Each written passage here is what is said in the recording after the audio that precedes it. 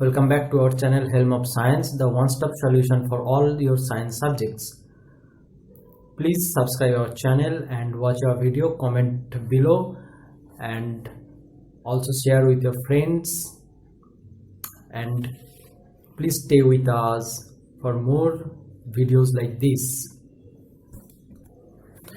In the last video we have discussed about a particle in motion in a plane, and this is the part 2 of that video. So let's start. In the previous video we have discussed about some formula like triangle formula and some basic concept of vector mathematics or vector real concept of force, acceleration and displacement, and we knew about the unit vector and position vector and the magnitude of a vector. And today we are going to discuss about topic which is one of the most important in learning of physics, that is the projectile motion, which is also a simple example of motion in plane, that is motion in 2 dimension. So let's start. If you throw you are throwing a ball from this ground level to this, like this, and the ball will travel at some distance and will reach the ground again here. So here the ball is traveling through this direction, like this is 1 and this is 2 direction. In this direction the ball is traveling, and also the ball is traveling upwards in this direction. So this is the maximum height the ball reached. So the ball is traveling in 2 directions, and this direction and this direction. So this is a motion in 2 dimension. So in this case, suppose a point particle or a ball is being thrown by a fielder to another fielder or to the wicket keeper. So suppose this point is the initial point, and we frame this in a coordinate system like this.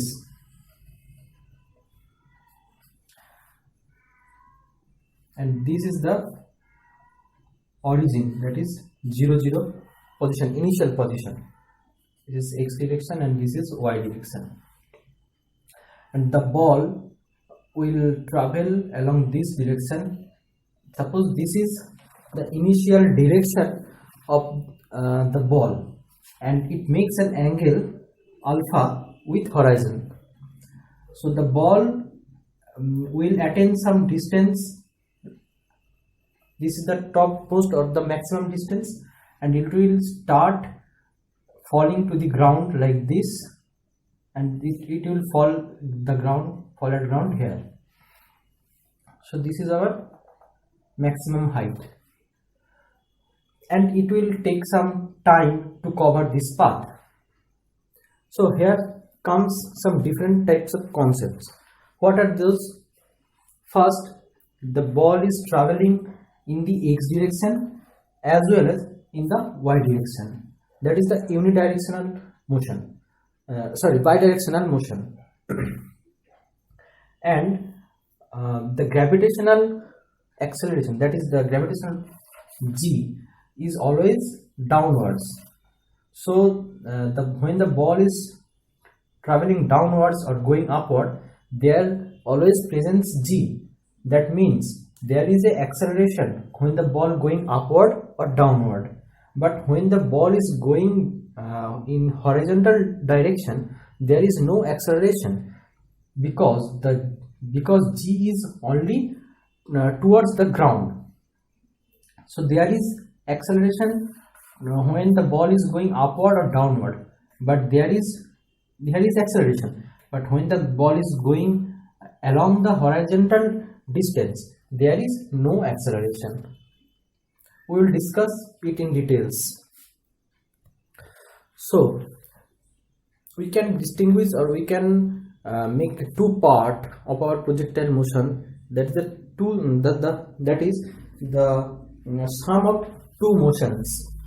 First, this is the horizontal motion, and the second is vertical motion. When it's traveling horizontal, there is no acceleration, and when it is traveling vertical, that is up and down, there is gravitational acceleration.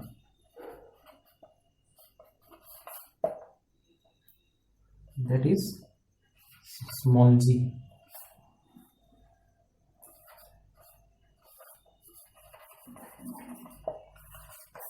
Okay. So as our particle is moving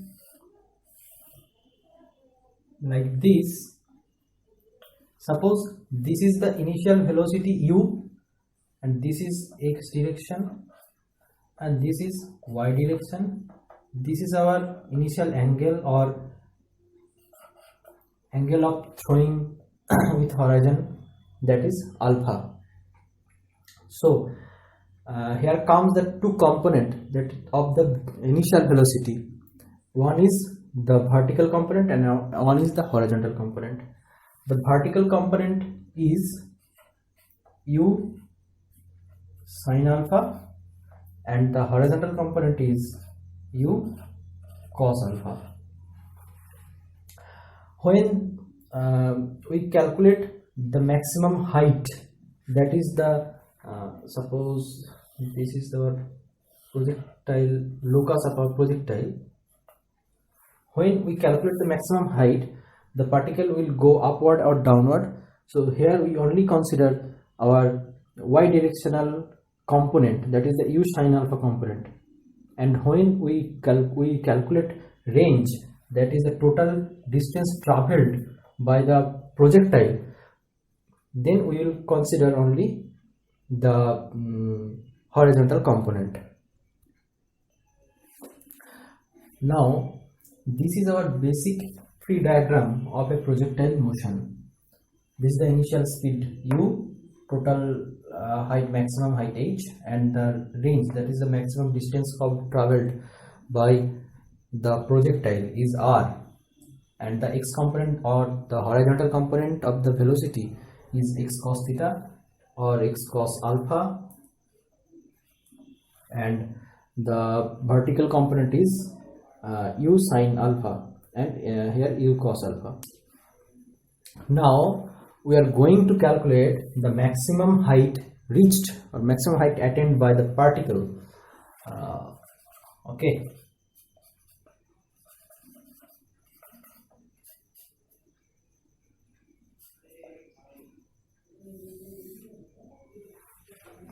So when the particle is traveling upward, when it reaches the maximum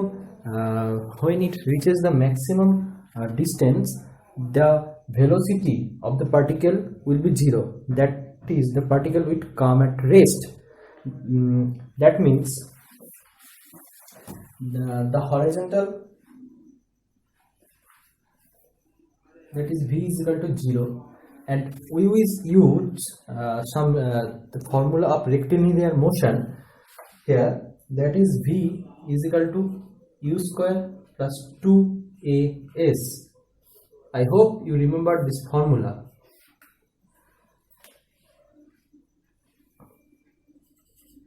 At h max, v is equal to 0. And as I mentioned earlier, that when we are calculating the height, there is only the vertical direction of the speed, no horizontal direction. That is, x component is not considered and one component will be considered. So when v is 0, we can write 0 is equal to u square, that is the horizontal component, u sin alpha square plus 2 into as.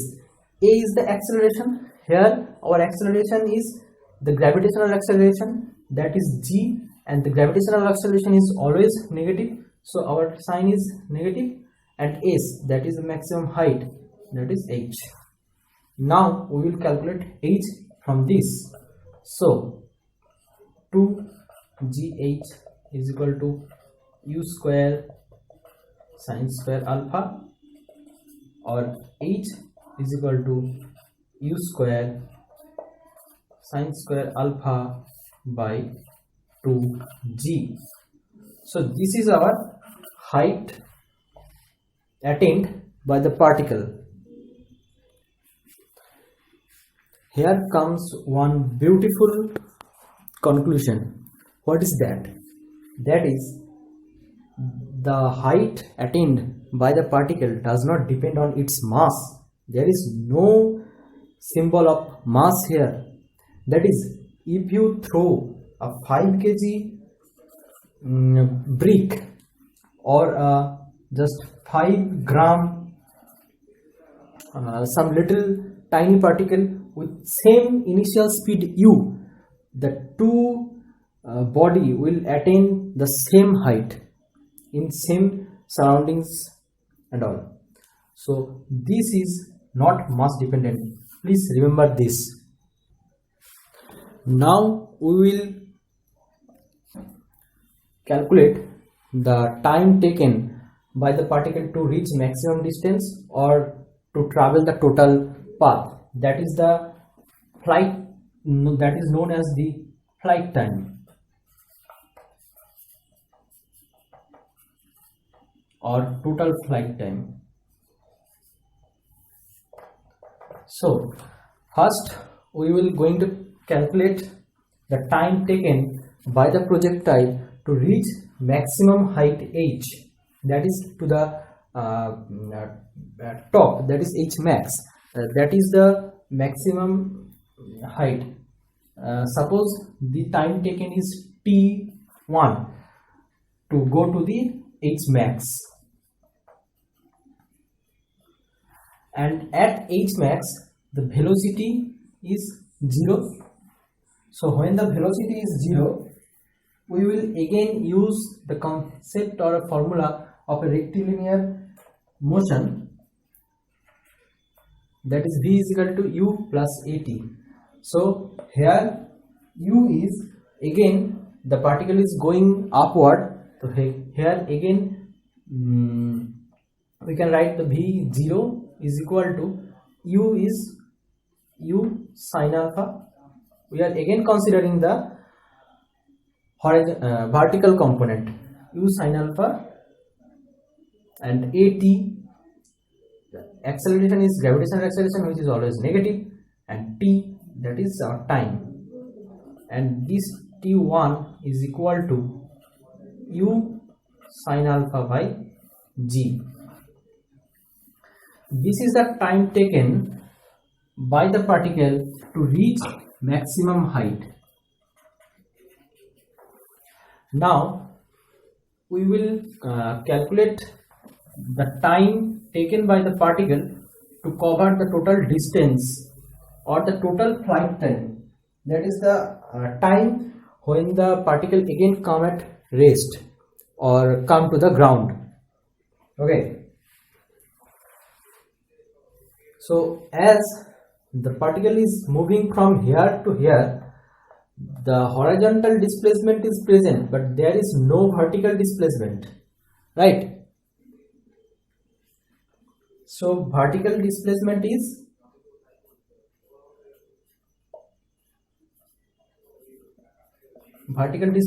equal to 0, and we will again use a formula from rectilinear equation. H is equal to ut plus half gt square. Hope you remember this too. So displacement, h is the displacement, this 0 is equal to u, and what will be the u? this is u sine alpha, and t is the total time, not t1. Total time minus g is always minus half g, and this is t square, and this will give u sine alpha t is equal to half g t square, that is t is equal to u sine alpha by 2u sine alpha by g.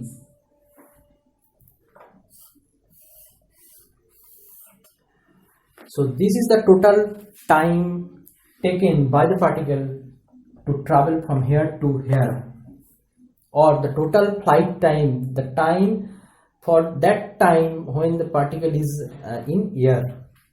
So if we compare this with our previous equation, that is the time taken by the particle to reach the highest distance, that is the t1. T1 was u sine alpha by g.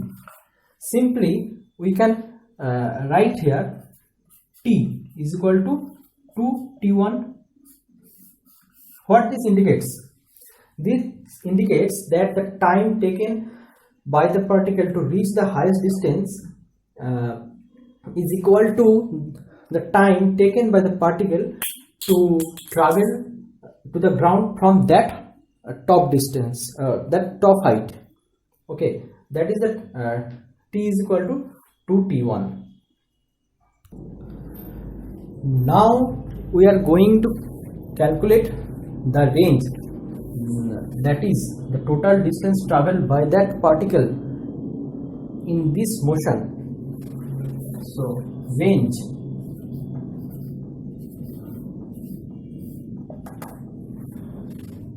so we can denote range as r is equal to, so when it comes the topic of range, it is the distance vertical, it is the horizontal distance traveled by the particle. There is no contribution of vertical distance, so we will just consider the horizontal component of our speed. And what is the simple formula of speed? That is simple formula of speed is distance traveled by time, and here the distance traveled is equal to speed multiplied by time, that is here u cos alpha into t. And previously we calculated that t is the total flight time, and it was u cos alpha into 2u sine alpha by g. So u square 2 sine alpha cos alpha by g. 2 sine alpha cos alpha is sine 2 alpha, u square sine 2 alpha by g. So this is our range. So notice that there is no contribution of mass in the projectile motion. So there comes a little trickier questions in various types of competitive exam, that two particles of different mass is thrown with the same initial speed, which will have the maximum range, or which will rise the maximum height. So the both will rise the maximum height, and the both will attain the same range. The both will have the same time of flight, everything, because there is no contribution of mass, no mass. Please keep it in your mind carefully. Now we are going to discuss about the locus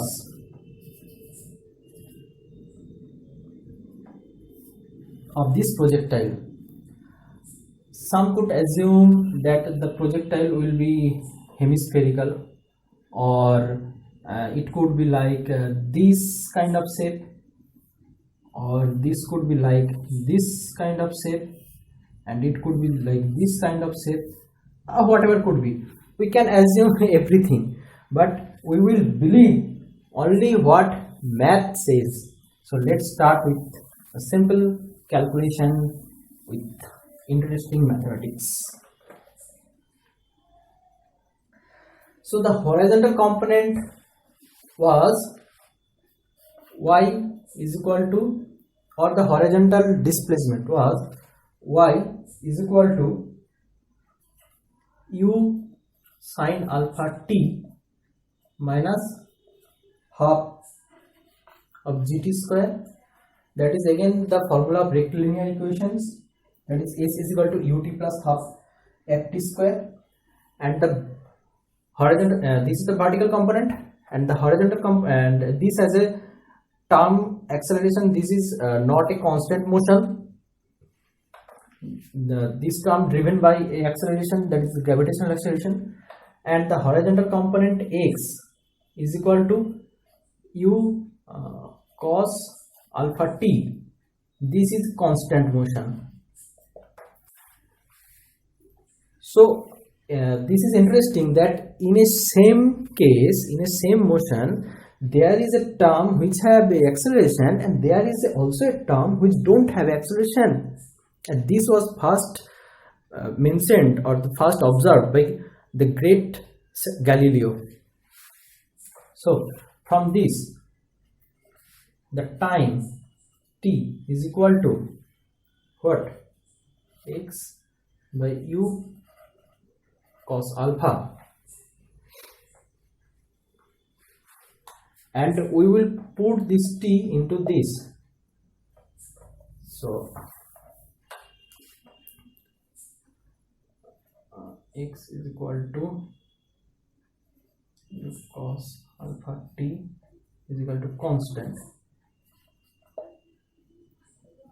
From here t is equal to x by u cos alpha. We'll put this in this, that is y is equal to u sine alpha t is x by u cos alpha minus half g, and t square is x by u cos alpha whole square. Write it in this manner, and you have cancel, that is sine alpha by cos alpha x minus 1 by 2 into u square cos square alpha, and there is term g into x square. So this could be written as y is equal to tan x minus suppose this is a constant term, suppose constant of p, that is p or capital P, okay, p x square. So this is our locus.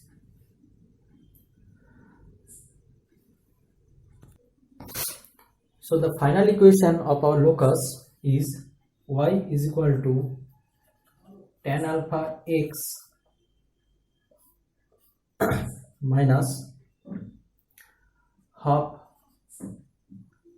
g by u square cos square alpha into x square. And if we go through some chapter in trigonometry or geometry, there is a equation y is equal to ax plus bx square, and This denotes parabola,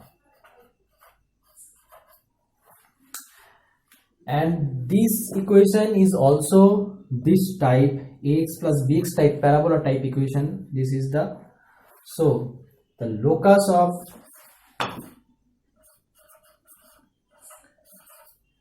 of projectile is a parabola of y equal to x plus b x square, where a b constant.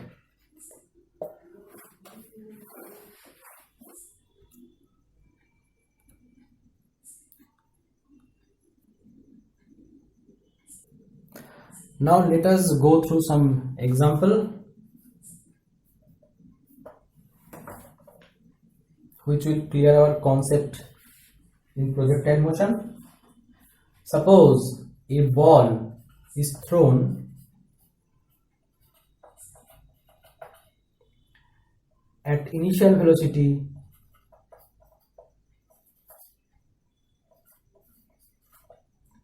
(20 meters per second) with the angle 45 degree with horizon.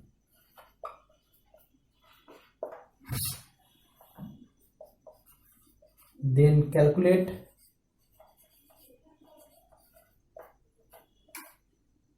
number 1,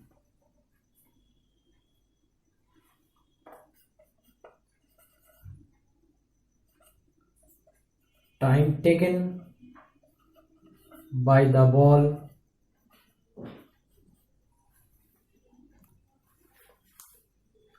to reach ground level,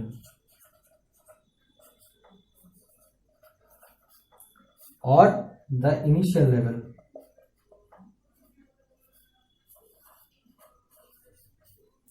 Number 2,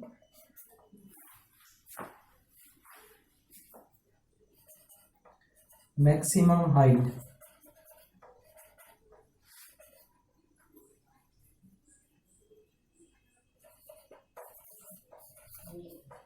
And number 3,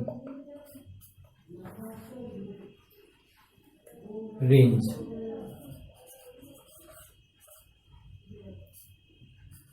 Distance from initial point to final point. So let's start. So at first, let's understand the concept and understand the problem. The problem is a ball is thrown at initial velocity 20 meters per second with angle 45 degree with horizon. Then we have to calculate these three parameters. So let us first draw the free body diagram. This is our x, this is y, and this is u, that is 20 meters per second, and this is alpha, that is 45 degree with horizon. Now what is our problem? We have to calculate the total time of flight. The formula was t equals 2u sine alpha by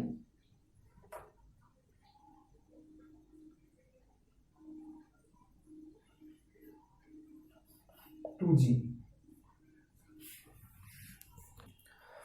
So 2u sine alpha by g.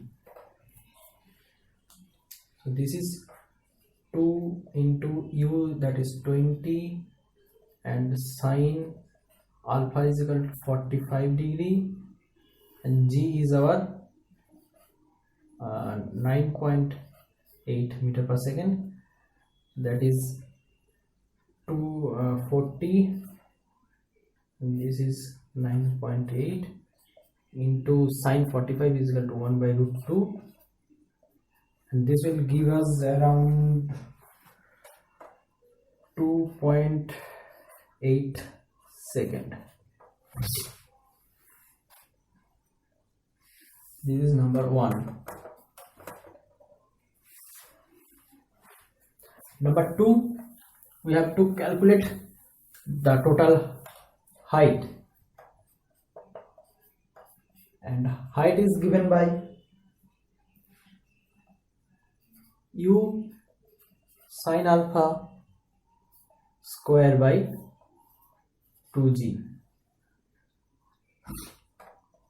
and this is 20, putting the value sine 45 square and 2g, 2 into 9.8.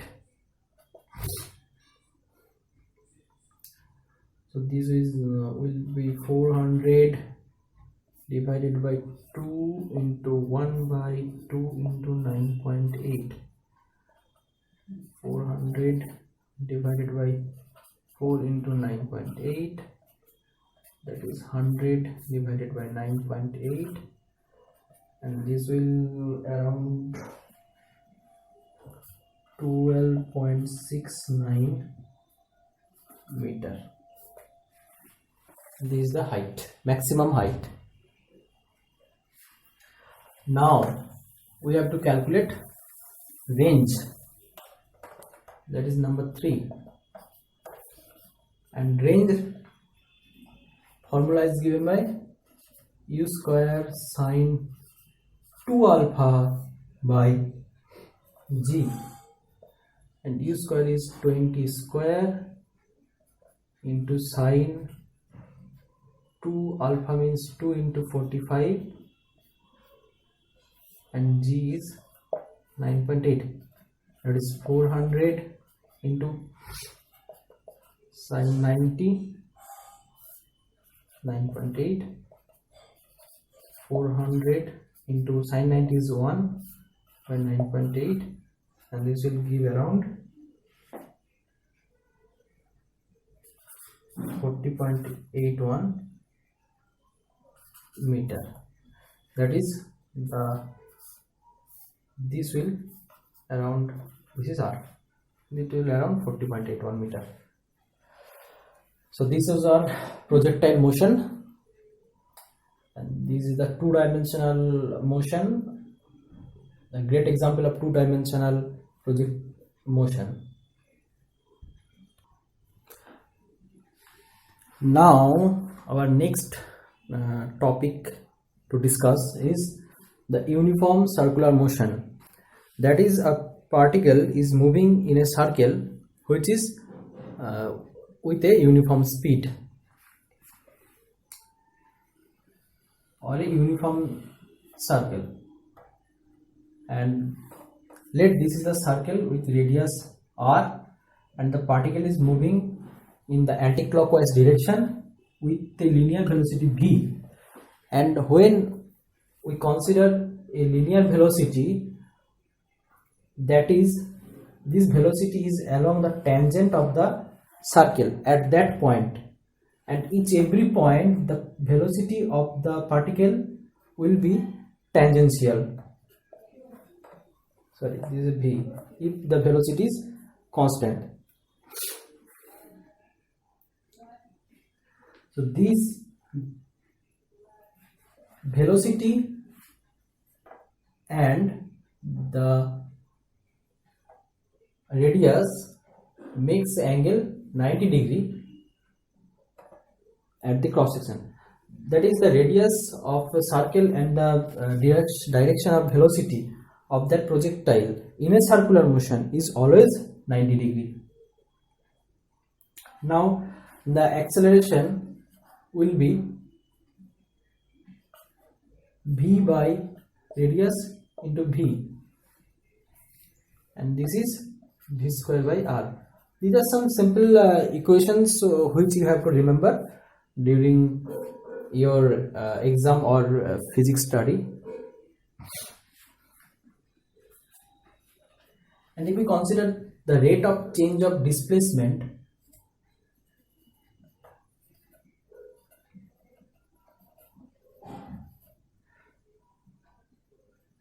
rate of change of angular displacement,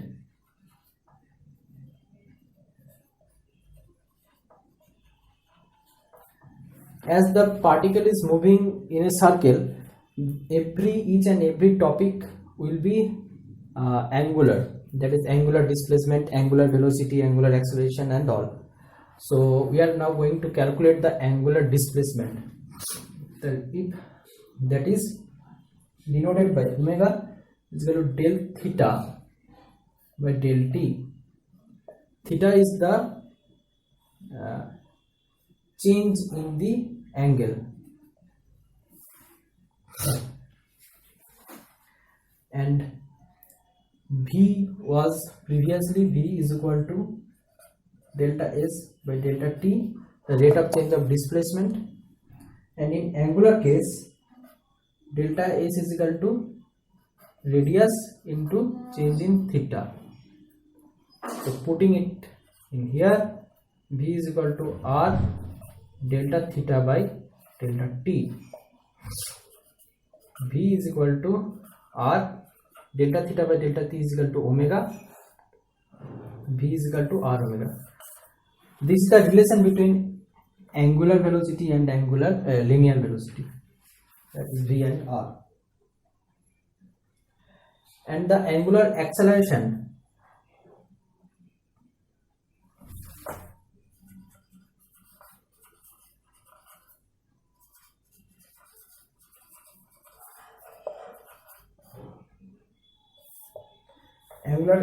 is a is equal to v square by r, and v is equal to r omega, that is r square omega square into 1 by r, and this will be r omega square,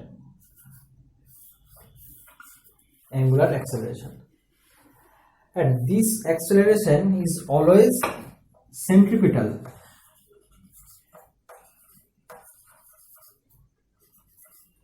That is towards center.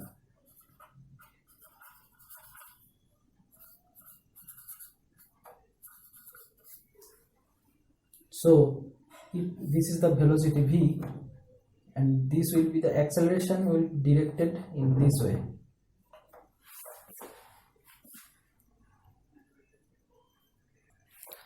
Now if we come to the term, the frequency, that is the how many time does it take to complete the total revolution of the particle of this circle.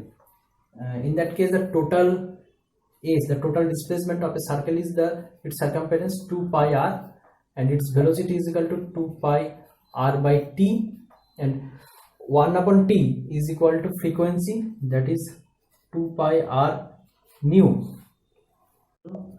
2 pi r nu, and omega is equal to 2 pi nu. It could be written as 2 pi by t. This is the angular velocity omega. And acceleration, this is important,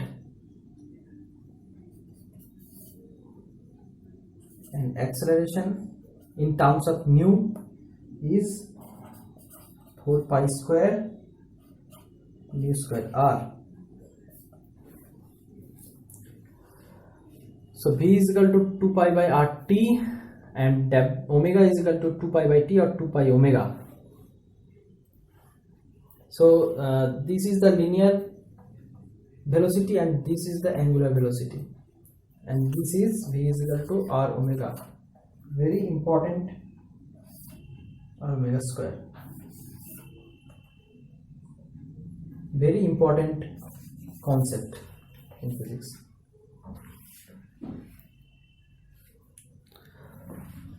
So For today we finish here. We will come again with a new chapter and new concept. Enjoy. Thank you.